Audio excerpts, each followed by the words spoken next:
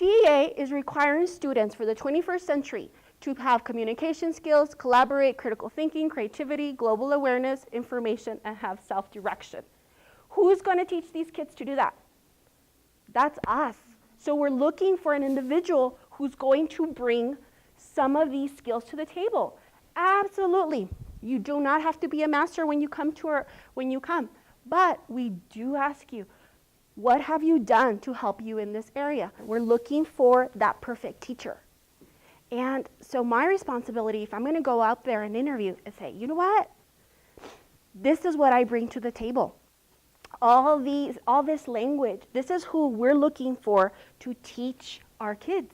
All kids deserve the very, very best, regardless of where they're coming from, what situation they're in, what school they are at. So as part of our hiring team, we're looking for the very best. And so when you go out to interviews, what are you putting your very best? Mr. Hernandez, he's going to be talking about you can't teach heart. Absolutely, you can't teach heart. And as interviewers were coming to our table, that's one of the first things, the energy that you bring, what you look like, what you're wearing. From now on, you are an educator. Remember what I said. You're an educator. You're a teacher. And you have to personify that. You have to be the part from now on. You're no longer whatever career path you were before. You are a teacher. That is what your primary goal is from now on. And everything that you do as you're going up to these schools, meeting these individuals, you have to personify that. I had the best advice from Dr. Cortez several semesters ago. And she said, you are always a walking interview.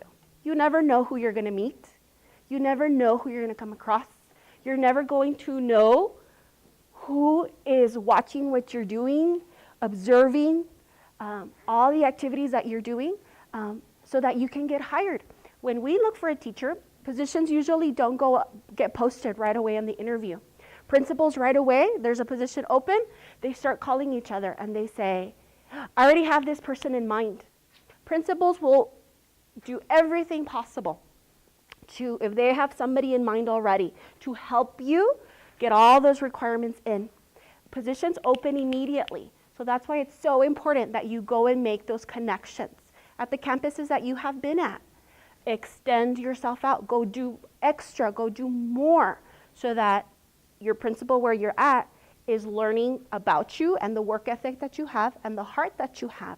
And also it's going to benefit you because you are going to be gaining experiences. It's all about experiences. Okay, my first column, what did you notice? I want you to know at the top it said expectations for new teachers. I changed the name, but this is exactly the expectations that we have of our teachers who are getting hired.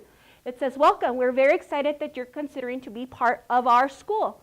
The following is a list of expectations that will be required of all teachers and classrooms. And then when our teachers went to go sign their contract, as part of their contract, they had to sign it. I have read, understood, and will support, implement, and build upon the non-negotiable expectations while I'm a teacher at our campus. And they signed it. So this is part of our contract.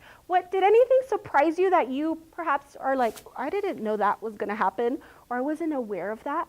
My first column, did you notice anything from the first column? Instructional curriculum. Remember, we're looking for the perfect individual, and our perfect individual has to have these skills. My job as a trainer of new teachers is to train you in a lot of this and help you with a lot of this. But we're looking for individuals who are willing to learn and who are bringing something already from any of these areas into the table.